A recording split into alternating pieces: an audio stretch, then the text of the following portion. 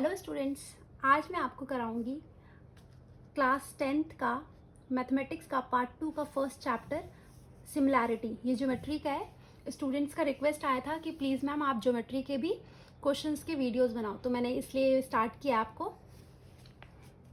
तो हमारा पहले मैं आपको समझाऊंगी। फर्स्ट हमारा कॉन्सेप्ट पहले क्लियर कराऊंगी आपका। ये फर्स्ट है कि ratio of areas of two triangles. Ratio का मतलब क्या होता है? ये a अपॉन बी है, हम इसको क्या बोलते हैं? a:b, और ये रेशियोज में हम लिखते हैं। तो वैसे ही बोल रहा है रेशियो लिखना है आपको किसका? एरियाज ऑफ टू ट्रायंगल्स का। तो एरियाज ऑफ टू ट्रायंगल्स का, तो पहले आपको ये पता होना चाहिए कि एरिया ऑफ ट्रायंगल का फॉर्मूला क्या होता है। तो एरिया ऑफ ट्रायंगल का फॉर्मूला होता है half into base into height. अब हमको रेशियो बोल रहा है दो एरिया ऑफ ट्रायंगल्स का, मतलब टू ट्रायंगल्स के एरिया के रेशियो। तो मैंने ऐसे ले लिया, एक ये फर्स्ट ट्रायंगल ले लिया, ये सेकंड ट्रायंगल ले लिया। अब इसका मैंने मान लिया कि बेस क्या है? b1 है, क्योंकि फर्स्ट ट्रायंगल है तो इसका मैंने मान लिया b1, और हाइट मैंने मान लिया h1। ये इसका हाइट, तो ये मैंने मान लिया h1।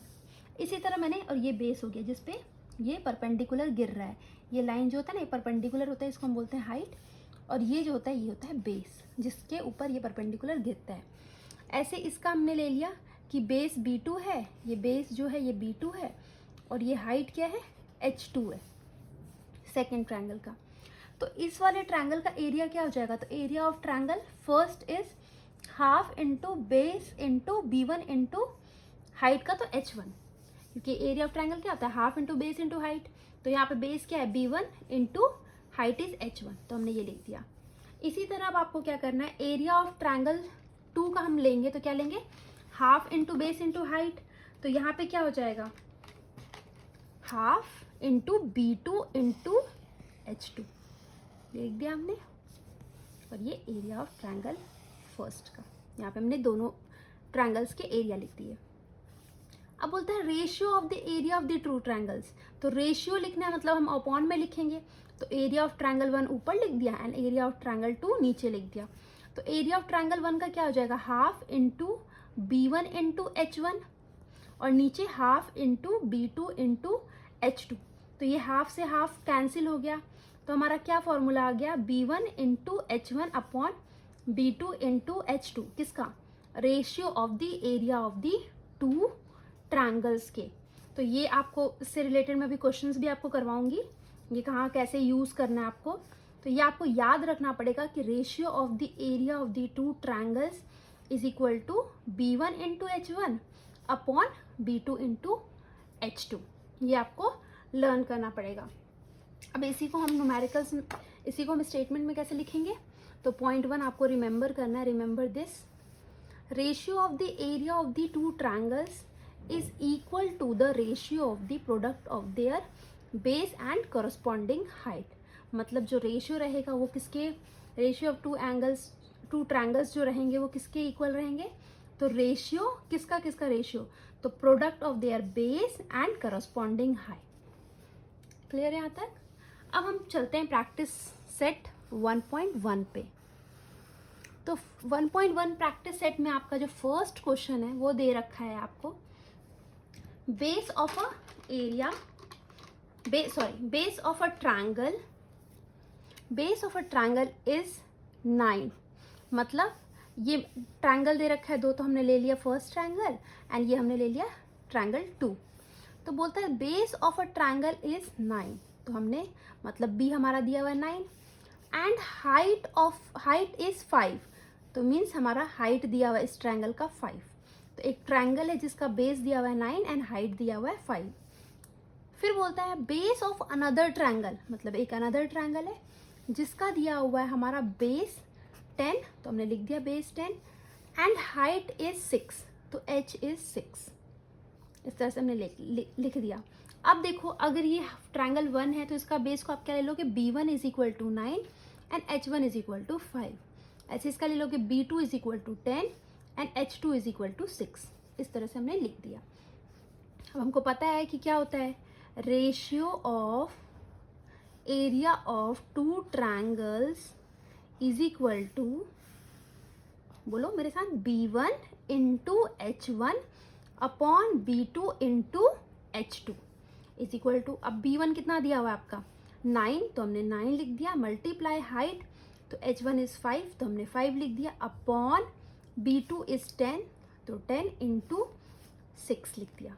इस तरह से हमने लिख दिया। अब आप देखो 5 1 ज़ा 5, 5 2 ज़ा 10, 3 2 ज़ा 6, 3 3 ज़ा 9, कैंसिल हो गया। तो ये क्या हो जाएगा 3 1 ज़ा 3 अपॉन 2 2 ज़ा 4। तो हमको क्या निकालना था, find the ratio of the area of the triangles. तो रेशियो में आप कैसे लिखोगे 3:4 इज योर आंसर। तो इस तरह से हमारा फर्स्ट का आंसर हो गया, फर्स्ट क्वेश्चन सॉल्व हो गया प्रैक्टिस सेट 1.1 का। अब चलो मैं आपको करवाती हूँ question number second. Question number second में क्या है, बोलता है इन फिगर 1.13, ये दिया हुआ है फिगर आपको 1.13, ये फिगर है 1.13। इसमें बोलता है जो BC है, BC ये है, BC is perpendicular to AB, मतलब ये इसके परपेंडिकुलर, परपेंडिकुलर का मतलब क्या होता है कि ये 90 डिग्री रहेगा और ये क्या है हाइट है। AD इज परपेंडिकुलर, इसको हम क्या पढ़ते हैं परपेंडिकुलर टू AB। तो जो AD है ये किसके परपेंडिकुलर है, ये AB के परपेंडिकुलर है। इट मीन्स ये भी 90 डिग्री है और ये इसके लिए क्या हो जाएगा हाइट हो जाएगा इस ट्रायंगल के लिए। फिर बोलता है जो BC दिया हुआ है आपको 4 दिया हुआ है, BC 4 एंड AD 8, तो AD 8 दिया हुआ। देन फाइंड, आपको फाइंड करना है area of triangle ABC, area of triangle ABC upon area of triangle ADB, हमको ये फाइंड करना है। ठीक है, तो हमको ये फाइंड करना, तो हमने यहाँ लिख दिया area of triangle ABC upon area of triangle ADB, ये लिख दिया इज इक्वल टू। अब देखो क्या होता है ना, जब ये फिगर एक साथ दिया हुआ है तो किसी किसी बच्चे को कन्फ्यूज़न भी हो सकता है। तो जिसको कन्फ्यूज़न है उसके लिए, अगर आप ऐसे करोगे तो आपके लिए ज़्यादा ईजी होगा। आप क्या करो, जिस जिस ट्रायंगल के बारे में बोल रहे हैं ना, उस ट्रायंगल को 2 पार्ट में अलग अलग ड्रॉ कर लो। तो हमारा ABC है, तो हमारा ये है ABC, ये वाला ट्रायंगल। तो इसको मैंने क्या किया, यहाँ पे ड्रॉ कर लिया ABC। ठीक है, ये देखना थोड़ा सा वो हो गया, गलती हो गया। तो ये आप यहाँ से देखो ABC, ये मैंने ट्रायंगल ड्रॉ कर लिया। ये हमारा ट्रायंगल कौन सा है, ट्रायंगल ABC। इसी तरह आप हमारा ट्रायंगल नीचे का कौन सा बोल रहा है, ADB। तो ये है ADB, ये नीचे वाला। तो इसको मैंने यहाँ ड्रॉ कर लिया ABD। ये कौन सा ट्रायंगल है, ABD, इसको मैंने यहाँ ड्रॉ कर लिया। अब देखो ये ट्रायंगल है ABC, तो इसके लिए क्या होगा, B ये बेस होगा नीचे, AB is a base and height ये होगा क्योंकि ये परपेंडिकुलर है, तो हाइट इसके लिए H1 क्या हो जाएगा 4। तो मैंने यहाँ लिख दिया। अब इसके लिए देखो ये इसके ऊपर यहाँ पे 90 डिग्री गिर रहा है ना, तो जिसके ऊपर गिरता है ये नीचे, जिसके ऊपर गिरेगा ये बेस होगा। इसके ऊपर गिर रहा है तो यहाँ पे बेस क्या हो जाएगा AB, B2 इज AB और यहाँ पे B1 इज ऑल्सो AB। ठीक है, और AD हमको दिया हुआ है 8, तो हमने यहाँ लिख दिया 8 और ये हमारा हो गया H2। क्लियर। अब हम क्या कर देंगे, वैल्यूज पुट कर देंगे। यहाँ पे है B1 इंटू H1 हो जाएगा upon B2 into H2 is equal to, B1 की जगह पे हम क्या लिख देंगे AB, क्योंकि हमारा B1 का वैल्यू नहीं दिया है तो हम AB लिख देंगे। तो AB मल्टीप्लाई H1 की जगह पे क्या लिख देंगे हम BC, H1 is a BC, तो ये BC हमारा H1 है, तो ये लिख दिया हमने। अब यहाँ पे देखो नीचे, यहाँ पे इस वाले में फॉर्मूले में B2 हमारा क्या हो जाएगा AB, तो हमने लिख दिया AB multiply height H2, H2 क्या है हमारा AD, तो हमने लिख दिया AD। अब AB का वैल्यू नहीं दिया तो हमने AB एज इट इज़ लिख दिया, मल्टीप्लाई BC क्या दिया हुआ है 4, तो हमने 4 लिख दिया अपॉन AB इज AB, क्योंकि यहाँ पे वैल्यू नहीं दिया हुआ है, मल्टीप्लाई AD, तो AD हमारा ये है, AD इज 8, तो हमने यहाँ 8 लिख दिया। क्लियर है यहाँ तक। अब देखो यहाँ पे भी AB ये भी A, तो AB कैंसिल, ये हो जाएगा 4 1 ज़ा 4, 4 2 ज़ा 8, तो हमारा क्या हो गया आंसर 1:2, इन दोनों का एरिया का ratio 1/2 is our answer. Clear. चलो अब हम करते हैं question number third. Question third में क्या है, बोलते हैं इन एडजॉइनिंग फिगर 1.14, ये एडजॉइनिंग फिगर है 1.14, सेगमेंट PS, ये डायग्राम आप मत देखो, ये मैंने गलती से ड्रॉ किया है। तो बोलता है PS है, जो PS है इज परपेंडिकुलर टू RQ, ये PS है परपेंडिकुलर टू RQ, मतलब ये क्या है RQ और इसके परपेंडिकुलर है, मीन्स क्या हो गया, ये हमारा इस ट्रायंगल के लिए हाइट हो गया हमारा ये, ठीक है। जब भी दिया रहे परपेंडिकुलर है RQ के, इट मीन्स ये ट्रायंगल के लिए ये क्या हो जाएगा, हाइट हो जाएगा। अब बोलता है सेगमेंट QT है जो segment is perpendicular to PR, तो ये इसके ऊपर परपेंडिकुलर है, तो इस ट्रायंगल के लिए ये हाइट होगा कब, जब ये बेस लोगे आप, जब PR बेस लोगे तो इसमें क्या हो जाएगा, QT हाइट हो जाएगा, क्योंकि यहाँ पे इसके ऊपर गिर रहा है 90 डिग्री। तो हमने ये वाला देखो ट्रायंगल मैंने यहाँ साइड में ड्रॉ किया है सेपरेटली, तो जब ये वाला आप हाइट ले रहे हो तो इसके लिए ये बेस हो जाएगा, ठीक है। तो हमारा इस ट्रायंगल के लिए सपोज मैंने ले लिया B2, तो B2 हमारा क्या हो जाएगा PR, और H2 क्या होगा हमारा, ये TQ। तो हमको जो TQ का वैल्यू फाइंड करना है वो मैं भी आगे पढ़ती हूँ। फिर लिखा है RQ जो दिया हुआ है आपको 6 दिया हुआ है, तो RQ, अब ये वाला देखो हमने ये वाला ट्रायंगल भी जो दिया था मैंने ड्रॉ कर लिया, तो यहाँ पे इसके लिए क्या हो जाएगा, यहाँ पे RQ जो है वो बेस होगा, क्योंकि इसके ऊपर परपेंडिकुलर गिर रहा है, जिसके ऊपर गिरता है ना, वो जिसके ऊपर गिर रहा है वो उसको हम बेस लेंगे। तो B1 हमारा क्या हो जाएगा RQ, क्योंकि RQ के ऊपर परपेंडिकुलर है, और हाइट हो जाएगा हमारा PS, क्योंकि ये गिर रहा है परपेंडिकुलर है। तो H हमारा क्या हो जाएगा PS, जो कि दिया हुआ है उसका वैल्यू 6। देखो PS लिखा है 6 तो हमने लिख दिया 6, PR दिया हुआ है 12, तो PR देखो कहाँ है, PR ये है, तो PR हमारा क्या था, बेस था, B2 था हमारा, तो हमने PR लिख दिया 12।